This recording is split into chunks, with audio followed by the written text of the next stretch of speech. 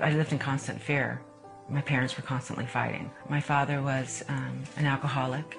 I felt always that I was alone. Even in the midst of people, I was always alone and had to protect myself. Tracy Judkins ran away from the chaos of her dysfunctional family at the age of 17. To support herself, she ran into an even darker place. The world of topless dancing is a world of fabrication. The only way you're accepted is sexually. You have to learn how to manipulate manipulation.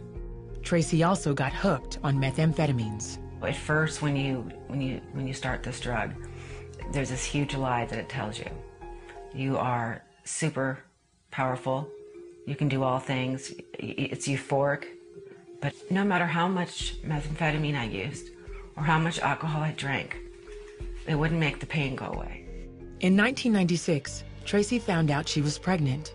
I had met my daughter's father in a restaurant, and while I was pregnant, I didn't use any alcohol or drugs. But as soon as I decided to pick up, that roaring lion was there waiting for me, and it came back 1,000-fold. As a direct result of that, I lost everything. Including the only person she loved, her daughter. I went to my mother and told my mother I could no longer care for my child. My daughter was taken to her father, and I lost joint custody. When I had lost my daughter, I remember being in the back seat of a car crying because I was supposed to have been in court that day, and I couldn't go because I was too high. As Tracy's drug use escalated, she turned to crime to buy drugs. I began a journey of intense violence, theft, assault. I had no conviction at all. I had no fear. I had no fear because I didn't believe in God. Tracy was in and out of jail and mental institutions. The streets became her home. I had warrants out for my arrest. My own mother had a order of protection against me because I became violent towards her. Finally, Tracy turned herself into the police and went to jail. I felt as though I hadn't just hit the bottom, but I slammed through to the pit. And I felt such despair. There was absolutely no hope. No hope, no light. I cried out to a God I did not believe in. In my exact words, I said, if you're real, you've got to help me. Please help me. I was crying out again to a God I did not believe in.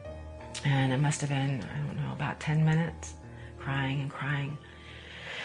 And suddenly, out of nowhere, I felt a warmth hit both of my feet at the same time. And the warmth was so profound that in that fetal position, I had opened my eyes and shook the water, the tears out of my eyes to see who was touching me. And nobody was touching me. And the heat traveled up, and when it got right to my stomach, I knew what it was and who it was from. I knew it was a healing, and the words that came out of my mouth were, "Praise you, sweet Jesus of Nazareth." And how I knew to say that, I'll never know. But the warmth traveled up my entire body, and I felt a comfort and a peace I had not felt all of my life. All of my life. And that was the beginning of my life. In 2005, Tracy entered a women's halfway house and went to church. The changes that started happening to me were so profound, so profound.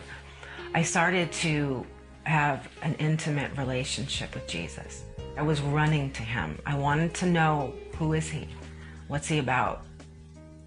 You know, what happened to me? What did I experience?